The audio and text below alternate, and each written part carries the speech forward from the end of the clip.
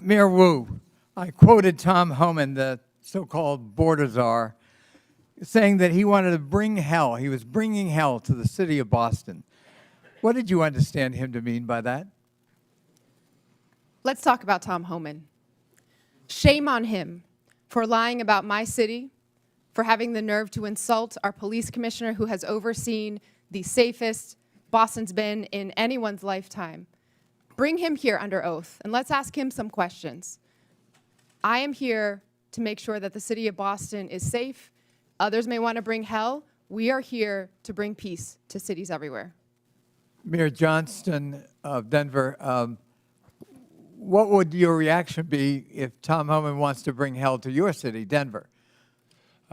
We think that we have folks in Denver who are working hard, playing by the rules, paying taxes. There is no one that is seeking hell to come to Denver. What people are looking for is opportunity and hope. And for the record, available. he can do whatever he wants to do, I guess.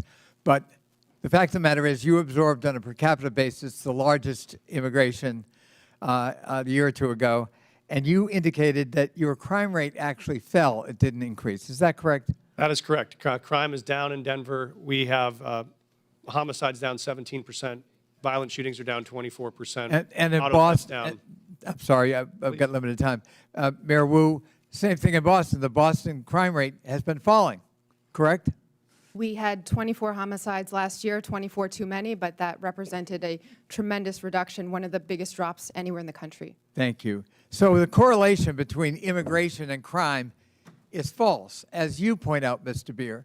Perhaps you can elaborate that. I find it ironic that you characterized correctly, in my view, President Trump and Tom Homan's approach to immigration as lawless when they're invoking law and order and crime as the rationale for their lawlessness. Could you expand on the lawlessness and the irony of the fact that, as you point out in your testimony, the crime rate among immigrants is half that of the native population?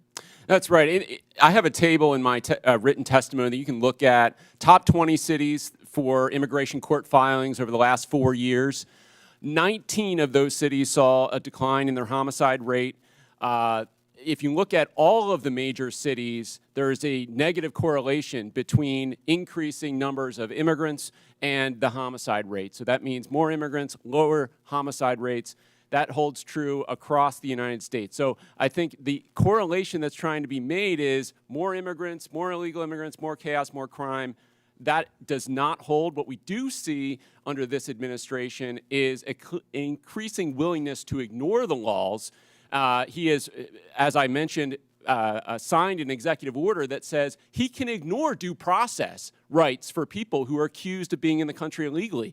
This is an incredibly dangerous assertion of authority and should be investigated by Congress. And is it a reasonable proposition for a local leader? I know I was chairman of my county, which is like being mayor of a large county, and you know, we focused on local law enforcement. You know, we tried to help the feds when we could.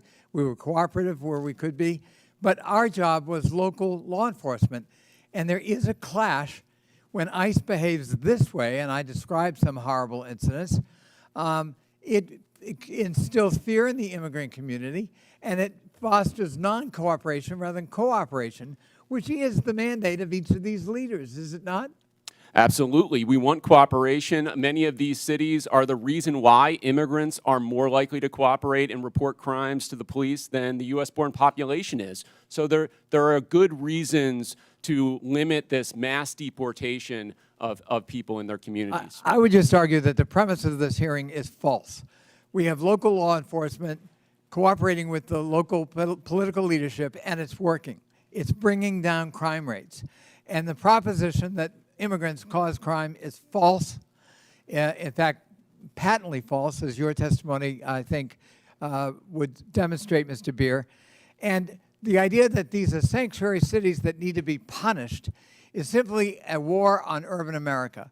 And I'm proud of the mayors who are in front of us here today, and I thank them for their testimony, and I thank them for their service to their local communities. I relate to it, and I think it's a noble calling.